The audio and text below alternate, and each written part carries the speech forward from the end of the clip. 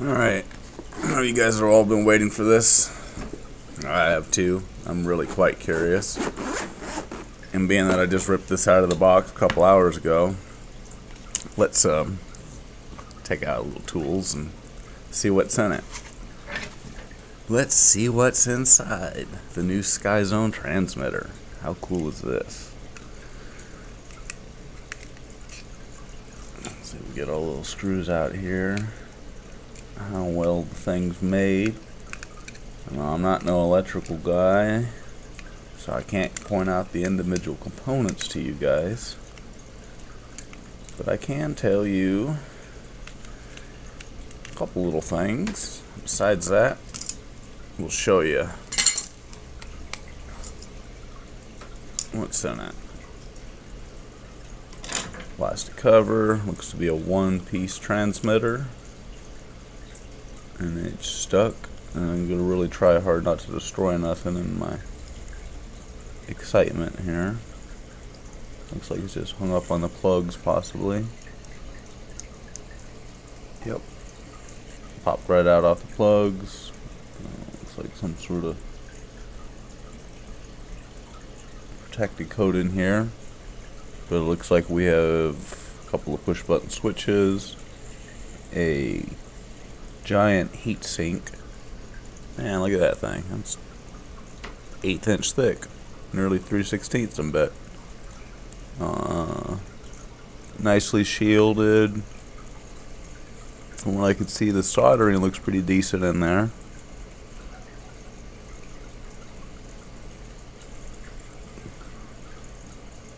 And like I said, I'm not no electronics guy, so I can't tell you nothing about what's in here.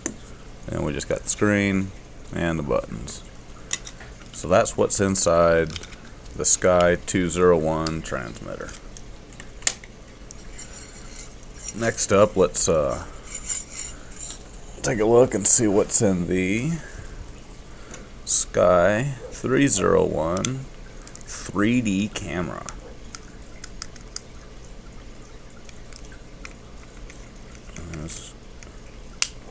Same as the transmitter, just looks like 4 little screws hold it together.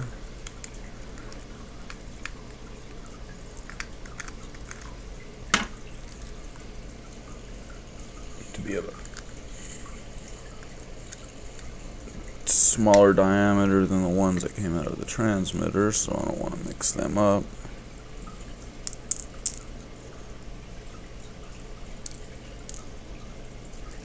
And let's see what is in here. Whoa, it's one single board cam. Looks like clones of each other on the other side.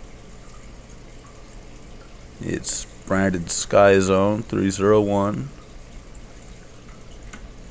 And let's see if I can get myself into the danger zone here.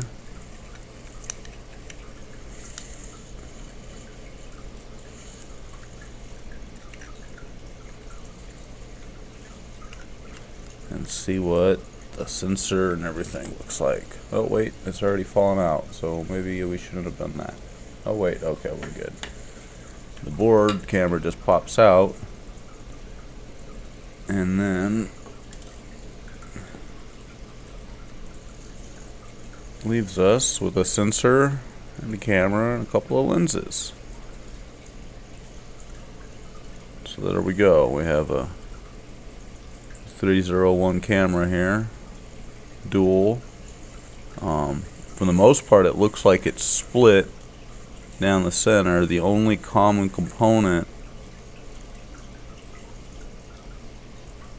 well, I wanted to say that was a common component, but it's over here too, and these both are shared, so I'm not really sure. I'm not an electronics guy, so I don't really know what's what, so I'll just keep my mouth shut, keep from saying something that's not correct. But it'd be cool if we could take 2 separate cameras and 2 separate tries. Say I crash this and SkyZone doesn't make it available, or whatever else cheaper. If I could just use 2 separate board cameras, because it looks to be the way they have it wired, that there's 2 separate wires and 2 separate cables on the transmitter side. They've actually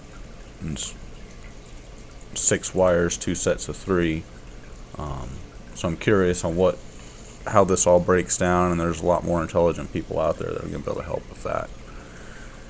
Now let's get down to the part that we're all excited about, besides the camera, the goggles. And I'm curious on how we're going to fix that light leaking issue. So let's start with pulling the strap out of the groove here.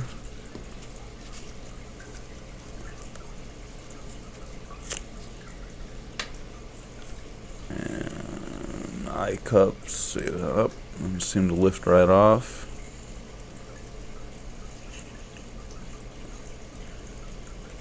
I'm already thinking I'm gonna cut just this little section right where my thumbnail is there out and leave the flap, so that way we could have a little that just digs right into my nose and is quite annoying.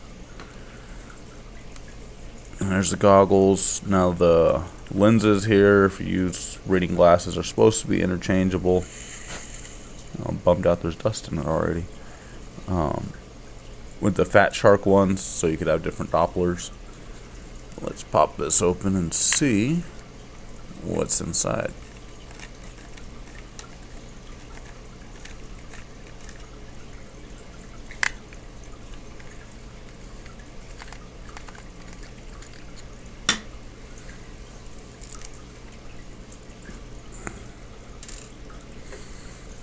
Now let's slide these out carefully.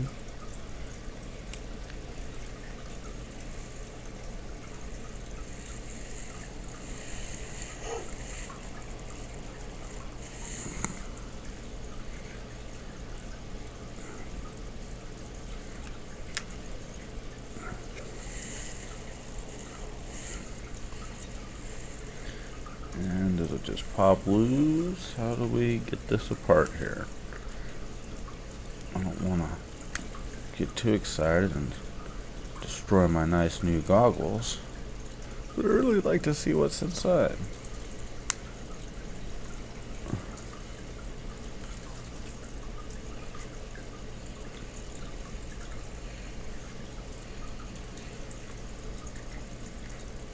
Oh, there we go. Something's freed up, so they do pivot up from the back. Oh, you know what? I'm sure some of you guys already saw that. We'll get this screw out of here. Come on, you guys need to, pop up a comment. GoPro needs to slap me and say, hey, get that screw out. No, it doesn't even want to come out. I broke it. Day one and I broke it. Look at that.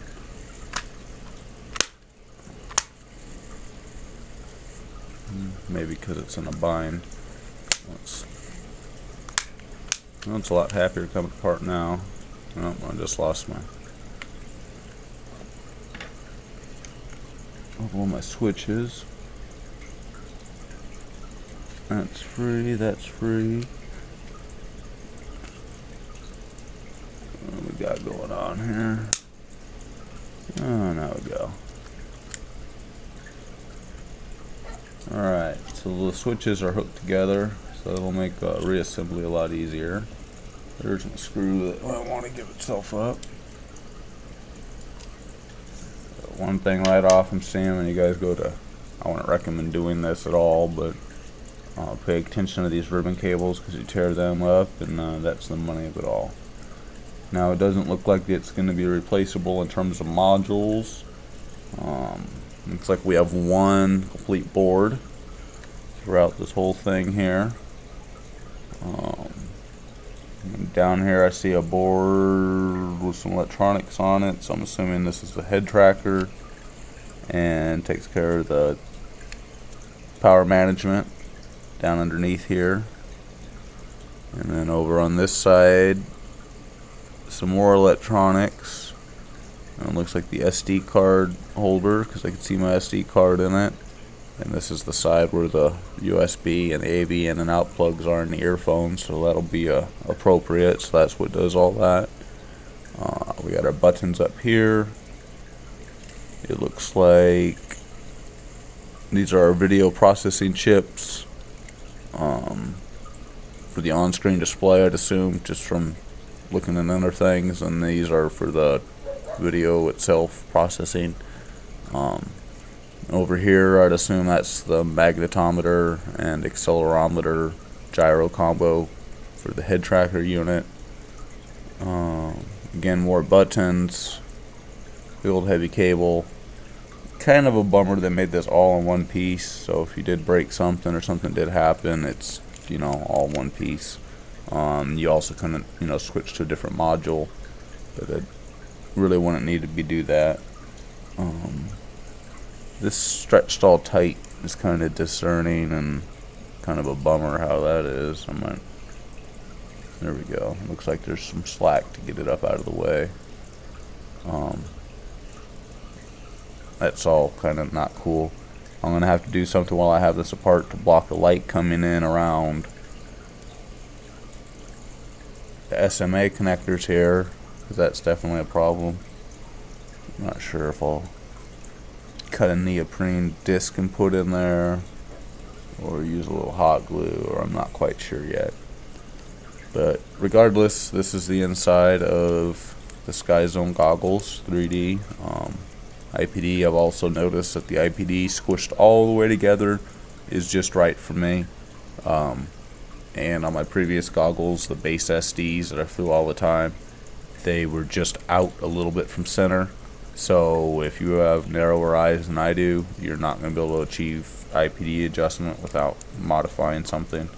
And I almost want to modify it just so I make sure that I'm getting full focus of what I need to do. But yeah, well, that's a stepping stone for another video of how I modify it and what we do there. But for right now, we are gonna fix the SMAs and put all this back together and go do some flying. You guys have fun out there and stay safe.